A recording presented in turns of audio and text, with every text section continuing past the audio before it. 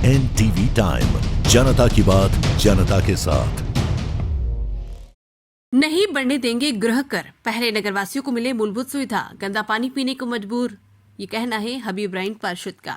आज नगरपालिका टीकमगढ़ की परिषद की बैठक काफी हंगामेदार रही। बैठक में 181 बिंदुओं पर चर्चा होनी थी, जिसमें तकरीबन 160 से ज्यादा पर सहमति बनी, तो काफी देर हंगामा चला। जहां अध्यक्ष ने विपक्ष को विकास विरोधी बताया, तो वहीं विपक्ष ने कहा कि जब अधिकांश बिंदुओं पर सहमति बन चुकी है जो नगर के विकास के लिए जरूरी है, तो विकास विरोधी कैसे। वहीं भ्रष्टाचार के आरोप भी लगे। वहीं जब गृह कर बढ़ाने की बात हुई तो पार्षद हबीब राइन ने विरोध किया और कहा कि जब नगर वासियों को मूलभूत सुविधा नहीं दे पा रहे तो जनता को और बोझ क्यों बढ़ाया जाए। आज भी नगर के लोग गंदा पानी पीने को मजबूर है, जलकर भी कम नहीं कर पा रहे। 3 दिन में 1 दिन पानी मिलता है, उसमें कभी लापरवाही के चलते 4 से 5 दिन पानी मिलता है। हबीब राइन ने यहां तक कह दिया कि नगर में विकास कार्य नहीं हो पा रहे थे, इसलिए वो कांग्रेस छोड़कर भाजपा में आए ताकि नगर के विकास में सहयोग कर सके। वहीं आज जो निर्माण होने उसमें कहीं सड़क आज भी सही है, लेकिन उन्होंने पुनः निर्माण कराया जाना है। वहीं नगरपालिका सीएमओ ओमपाल सिंह भदौरिया ने बताया कि पीने के पानी को लेकर प्लान बना लिया है। वहीं निर्माण कार्य को लेकर कहा कि जहां जरूरत होगी वहां निर्माण कार्य कराया जाएगा, लेकिन सोचने वाली बात यह है कि जब एजेंडा बनाया गया था तो क्या ऑफिस में बैठकर बनाया गया था। लगता है निर्माण कार्यों में कहीं न कहीं ठेकेदारों की मिलीभगत से यह एजेंडा बनाया गया है। अब देखना होगा कि काम कितनी ईमानदारी से होता है या लिपापोती हुई जनता के सामने होगा। फिलहाल सफाई व्यवस्था, रोड लाइट और पीने के पानी की व्यवस्था से जनता परेशान है। टीवी टाइम के लिए टीकमगढ़ से तुषित सरौटिया की रिपोर्ट। और फिर भी कहा थी यहाँ पर आपके द्वारा आवाज उठाई गई, क्या कहना चाहिए? आप हमारे नगर के सम्मानित पत्रकार बंधु हो, आप सभी को मालूम है कि पिछले 2-2.5 साल से नगर की जो व्यवस्थाएं खराब थीं उनको सही करने के लिए हमको नए जो सीएमओ मिले हैं, पूरे सदन ने विश्वास के साथ ये कहा कि नए सीएमओ के स्वागत के साथ नगर का भी हम विकास कराएंगे। लेकिन हम लोगों के ऊपर एक इल्ज़ाम लगाया जैसे ही सदन चालू हुआ कि हम लोग नगर विकास के जो है हितैषी नहीं हैं।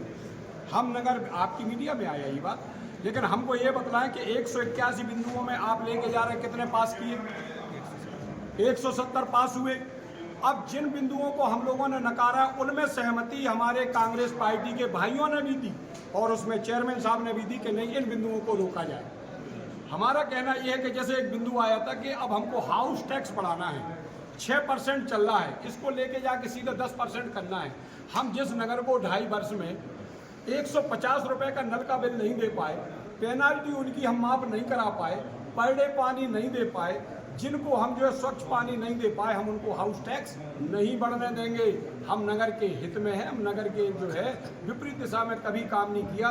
भारतीय जनता पार्टी के एक कार्यकर्ता होने के नाते देश के प्रधानमंत्री जी ने अमृत योजना के तहत करोड़ों रुपए का बजट, 32 करोड़ रुपए का बजट नगर पालिका टीकमगढ़ को दिया, लेकिन आज तक हमने उसका इस्तेमाल नहीं कर पाया।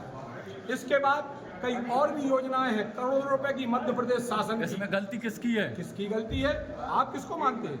आप किसको मानते हैं? कल तक सदन में कौन था बहुमत में? कौन था कल तक बहुमत में? हम लोगों 6 लोगों को मैदान क्यों छोड़ना पड़ा कि नगर का विकास नहीं होता था। आज नगर के विकास के लिए हम भारतीय जनता पार्टी की सोच के साथ हम चेयरमैन साहब का भी सहयोग करेंगे, हम कांग्रेस पार्षद के लोगों का भी सहयोग करेंगे, लेकिन नगर की जनता को दुखी नहीं होने देंगे। और जहां नीति गलत होगी वहां कोई भी हो उसका हम विरोध करेंगे। धन्यवाद। सर, आज जो बैठक की गई इसमें कितने मुद्दे सामने आए उन पर सहमति बनाई गई? परिषद की बैठक में आज आहूत की गई थी और इसमें लगभग 181 एजेंडा के बिंदु थे, जिनमें से ज़्यादातर बिंदुओं को आम सहमति के आधार पर पास किया गया है। सर, आज वो मुद्दा उठाया पानी को लेकर, गंदा पानी आता है और किराया भी ज़्यादा लिया जाता है, इसको लेकर क्या किया जाएगा? गंदे पानी को लेकर के कलेक्टर सर के निर्देश पर ऑलरेडी हम लोग काम कर रहे हैं। जो अभी प्लांट है हमारा उसको साफ कराया है और इसके साथ साथ जो नालियों में पाइपलाइन पड़ी हुई है उसको लेकर के और टंकियाँ जो हमारे वार्डों में स्थित हैं उनको लेकर के हम लोग एक कार्ययोजना तैयार कर रहे हैं कि उन लाइनों की शिफ्टिंग कर सकें जो नालियों में पड़ी हैं, और साथ में जो हमारी टंकियाँ लंबे समय से साफ़ नहीं हुई वार्डों को तो हम साफ करा सकें। ये हमारी जिम्मेदारी है कि हम लोगों को साफ स्वच्छ पेयजल घर तक उपलब्ध करें। सर, परिषद अंतर्गत जितनी भी दुकानें हैं सर, अधिकांश दुकानों में सर कब्जा है और उनका कोई वसूली नहीं हो रही है। इस संबंध में हम सर्वे कराकर ऐसी दुकानों को चिन्हित करेंगे और जिन लोगों के प्रीमियम जमा नहीं है और जिन लोगों के द्वारा किराया जमा नहीं किया गया है और अन्य जो भी इस संबंध में निकलता है उन कार्य सर अब ENT में जो निर्माण बैठक में बजट को लेकर के सभी की सहमति है।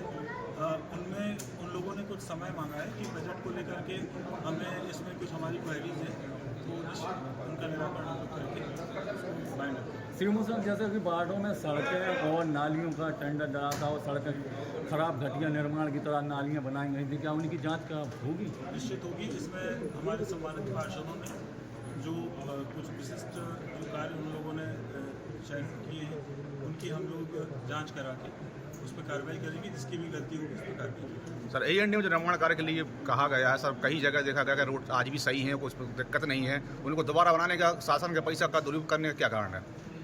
इसमें भी अगर कोई आखिर जमीनी स्तर पर जाकर क्यों नहीं देखा गया?